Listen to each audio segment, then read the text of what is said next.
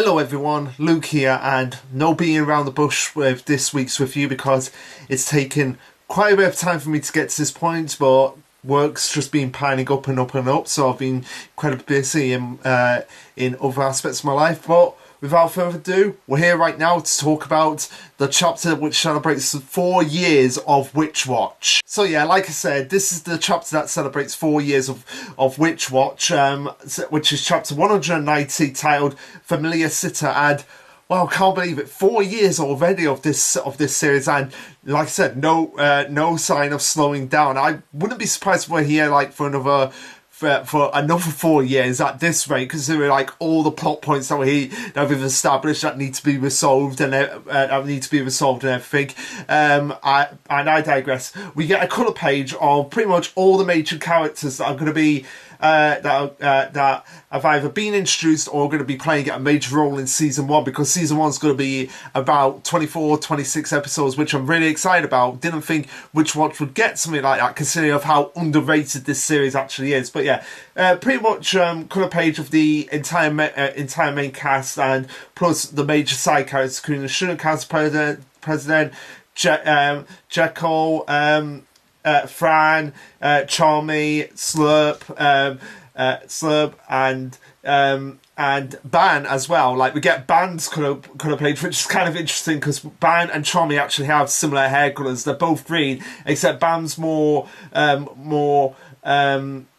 brightish green, whereas Charmy's like more turquoise. So yeah, pretty cool colour page to celebrate the 4-year anniversary. So anyway, the chapter starts off with Nico going up another grade, and actually being in the same class as Charmy, as she's like, oh, I can't believe Nico's going to be in the same class as me. And I love, like, Nico now is like getting more confident with herself ever since growing up over the last nearly 100 chapters, where she's like, I'm Nico and this is secret, but I'm a witch. And she's just like, yeah, I'm not even gonna try to hide it now, I'm just gonna say I'm a witch. But we actually do get a update on the fact that it has been 1 year since the day of disaster arc. So wow, time has moved by quickly. Like, and I do expect. And Nico is 11 years old right now, so she aged up like a considerable amount in the year.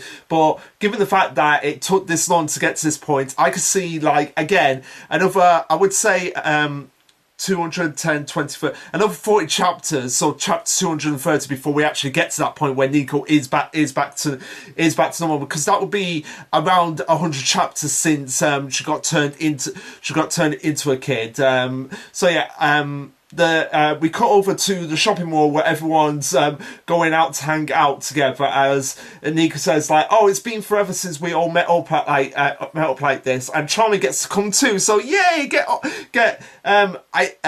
at this point, Charmy is pretty much Nico's best friend at this point. So she gets to hang out with her best friend. But Murray's like, oh, it seemed like a good idea since we all had things we wanted to get here. He's heading out to the coffee shop to get some fresh beans. Miryu's heading off to the stationery store.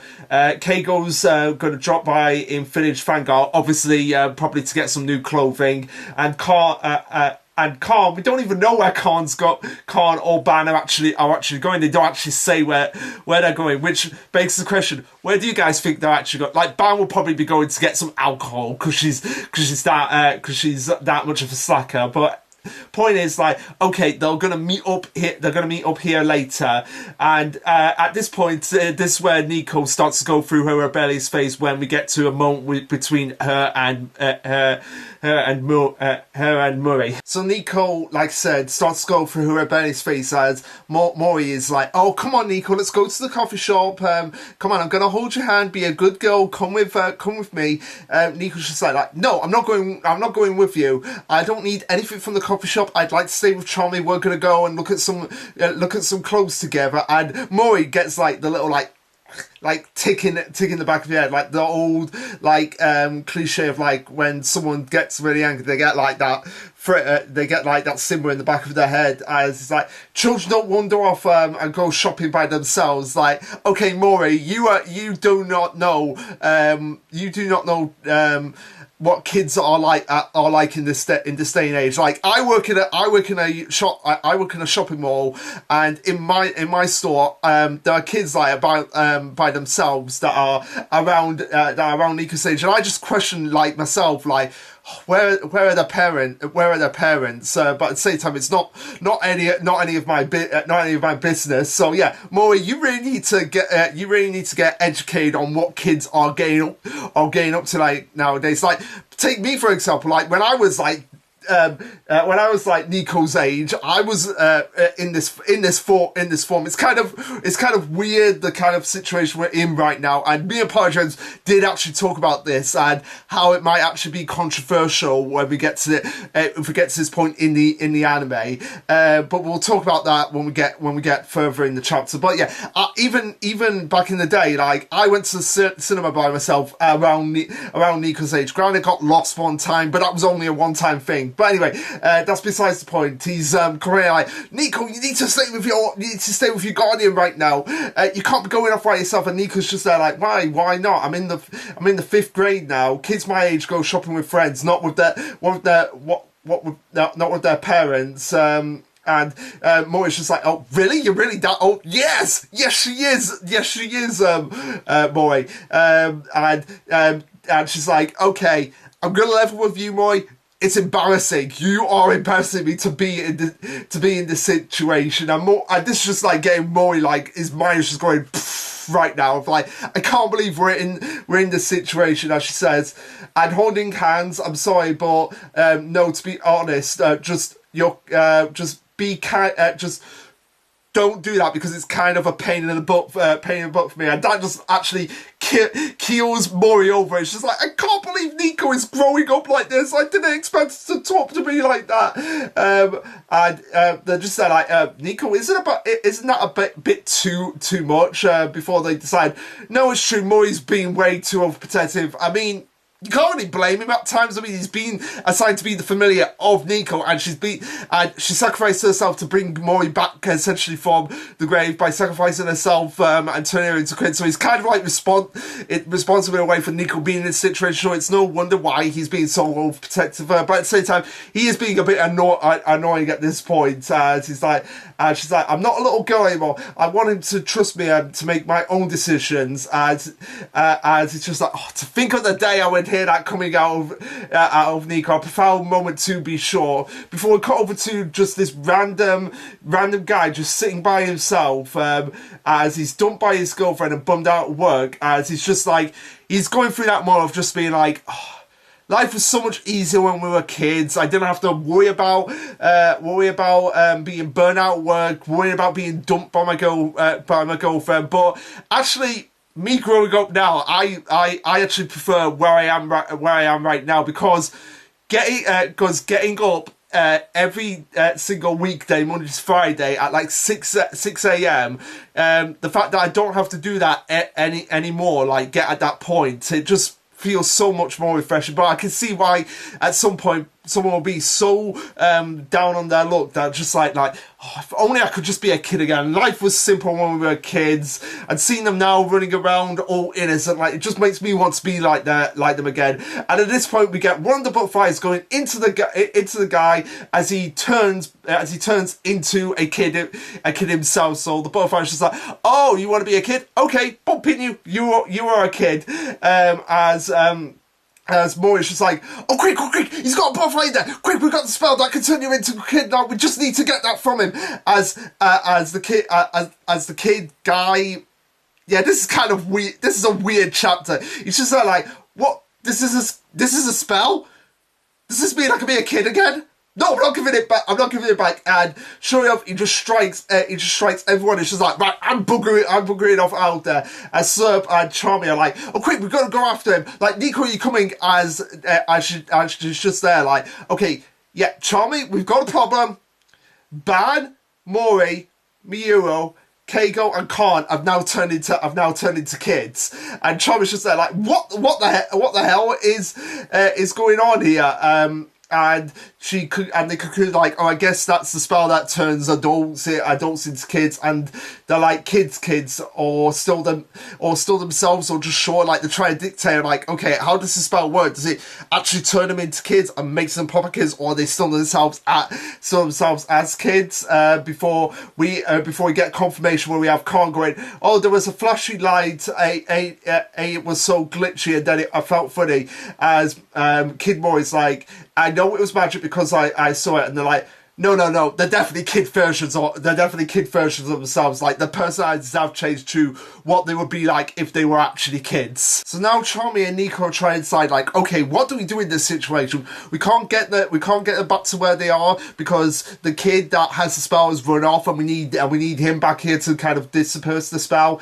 And Charmy's just like, okay, me and Slurp will go and find him, but you have to babysit the kid versions of these guys. As Nico takes them to a jungle gym playground thing for kids, as we see them all bouncing around everywhere, but they're not interacting with each other. And Nico now is trying to see like, oh, I get it now. I get why Mori was like this, because of the fact that they're really not playing along together. Even though I told them like, don't leave this area and play nicely together. They were probably like, yeah, we will, but they're obviously going off by themselves. As we get Nico's thoughts on the matter of her being weird, they're all off doing their own things. Oh wait, they went back to being kids, which was before they came friends. So their minds have actually regressed to the point where it's like, okay, they don't actually know each other at this point, which is kind of an interesting spell when you think about it. No, it could lead to some problematic moments. But anyway, that's the point of it. Like, it's not so much a de-aging spell, more as like a regressing like mind wiping spell. If that actually makes any sense. So she goes on and says this is like one of those times their parents took them to. So basically, it's kind of like the moment where when I was younger, my mother took me to the autistic society that I used to be a part of, and I was just like, Mom, I don't know anyone, I don't want to go, but it did help me in the end. So it's kind of the same thing here. And she guesses like, oh, they're all about 5 and they're all acting way differently than they usually do. And she would have thought that Mori would be the one to take charge, but it's just reading and taking things at his own speed before she realises that, like, oh no, this is exactly like him, like how he's going to grow up. Khan's not swimming around like a maniac. He's just sitting around. It's like hasn't quite fully realised he's actually a human yet. I think in his mind he kind of thinks like he's still part Tengu, as we have him saying like, guess what? Did you know that squirrels forgot where they're like, it's just saying random trivia that no one is going to care about. But at the same time, it's so cute. Which, yeah, their chibi forms are pretty cute, and Mayuru's looking like he's going to be extra naughty, and he starts to use Ban as a motorcycle, like going vroom vroom vroom with her horns, which is causing Ban to be like, to feel like she's being picked on, because of the fact that he's getting really crazy, and he's probably pulling them, like he's probably doing it like vroom, vroom, vroom, vroom, vroom, vroom, like really as hard as he can, and that's what's causing Ban to start crying the situation, before she's just there like, hey, it's not nice to be bullying anyone. And this is where we get Keigo of all people being like, bullies are uncool, like trying to be the cool kid rather than the socially awkward one, because as Nico was there like, you're kidding, that was actually cool, as he starts to chastise Muryu, and we have Ban being like, okay, but more being, I feel like she's thinking like, oh, my hero, he came to save me. Before Nico remembers like, oh yeah, he's still skated at this age. He knows sportsman. Like, he's basically like, okay, he knows sportsmanship. He knows how to be chivalrous at this point. And thanks to interacting with coaches as adults, he's the cheerful social jock type, which I really want to know more, like how that progressed, like for Keigo, like going from being that social person to be like that socially awkward person. That would be kind of a fun angle to explore at one point. So while the others are starting to get together and become friends all over again, Keiko's just like, okay, since we're all here, how about we play a game? But Murray is still totally ignoring them. He's staying in his own bubble, and Nico's just getting just as frustrated at him as he was with her, being like, can't you just be more social? But as the game keeps going on, they keep adding like this is kind of similar to the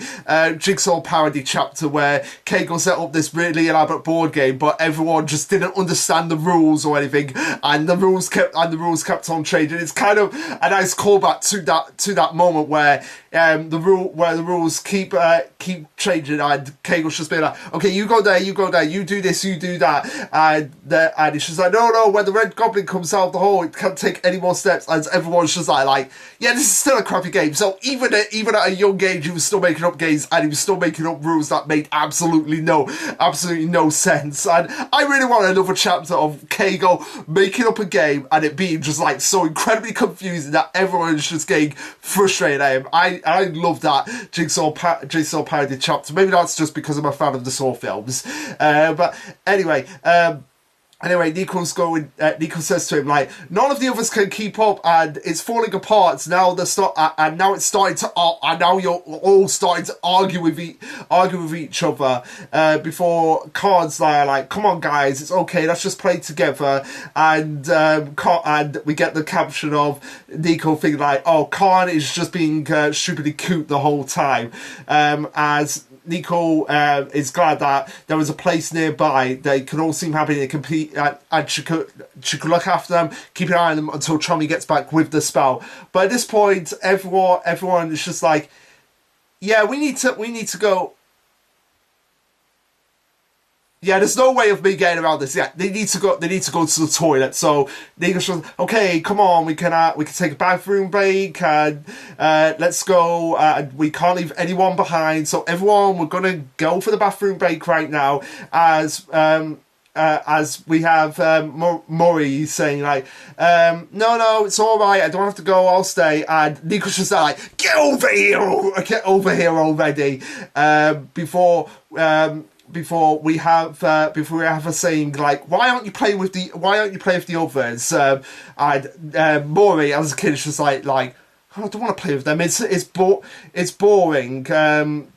Before she says like, oh boy, you sure were a lone wolf child. And I feel like we're gonna get like more of the backstory. Like this is probably setting up for like flashback arcs with all the characters to find out like, oh, where they were to start with and where they actually ended up as one of Nico's familiars. But as Nico says this, we find Ban and Murio just like getting really hyperactive, and Nico at this point starts to fall downstairs. But Mori, despite social awkwardness, still going. Remember, still Olga, still super strong, and is able to catch Nico from falling.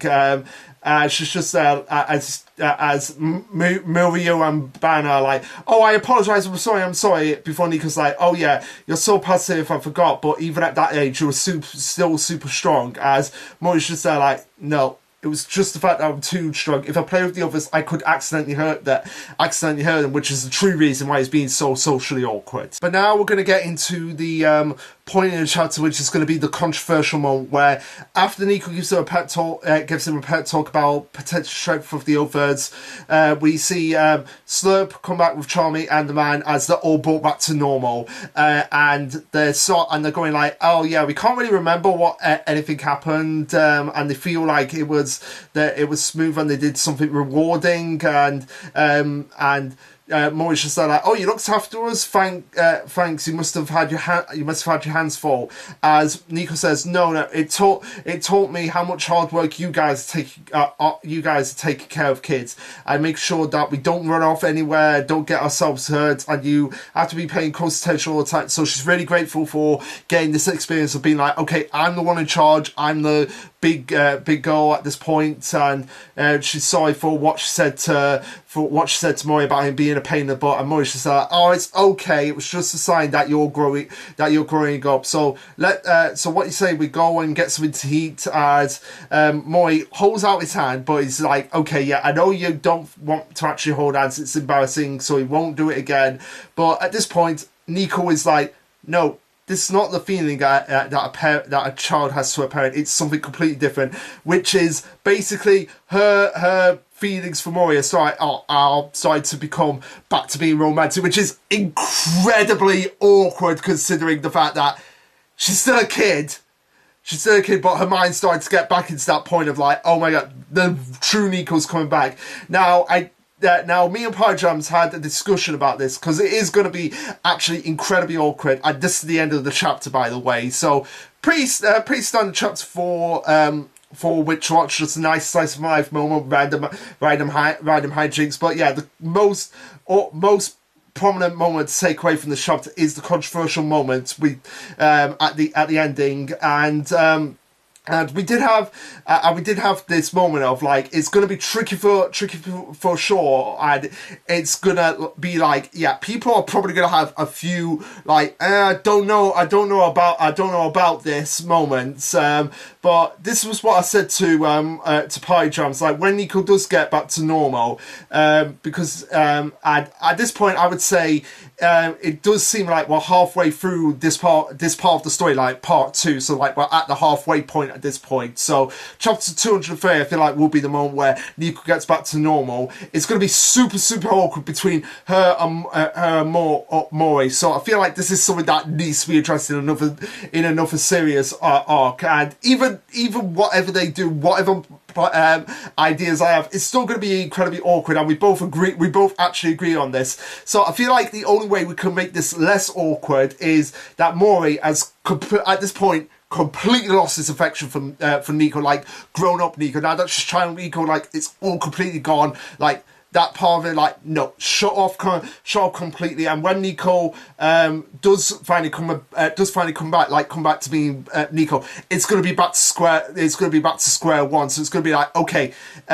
we started off the series, like the full series, with it being like, okay, slowly developing the relationship and getting the romantic angle between Nico and Mori up. But now that she's a kid again, like, phew, that's all gone. And now that she's back to normal Nico, that's gonna have to be like reimagined, relived, and re-experienced. It's still gonna be incredibly awkward when we go to that point, but I feel like that would make it a little bit less awkward, but still gonna be awkward either way. And I don't know how the author's gonna address this, but it's something that has to be tackled at some point, and it has to be tackled with diligence and with the greatest seriousness. But that's something for later, and we'll just have to wait and see where this direction actually takes, because it can't go from like, oh, Nico's back to normal, like, okay, the romantic angles can come back in full space. No, you really need to take your time with that point. The fact when you do something as tricky as this. So anyway, guys, what did you think of this chapter? Let me know. Like, subscribe, comment, all that jazz. And this will be Lasherluke signing off. Later, guys.